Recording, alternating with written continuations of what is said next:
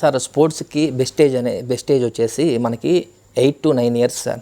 8 to 9 years, 3rd class to 4th class లోపల ఈ ఏజ్లో కానీ వాళ్ళని కానీ జరిపించగలిగితే వాళ్ళలో ఉన్న కొన్ని ఎబిలిటీస్ అనేవి, మోటార్ ఎబిలిటీస్ అనేవి ఈజీగా ఐడెంటిఫై చేసి వాళ్ళని ఈజీగా మనం డెవలప్ చేయడానికి అవకాశం ఉంటుంది. సపోజ్ ఒక స్పీడ్ ఎబిలిటీ అనేది ఉంది కదా సార్, ఆ ఎబిలిటీ మనము 14 ఇయర్స్ లోపలే డెవలప్ చేయగలుగుతాము.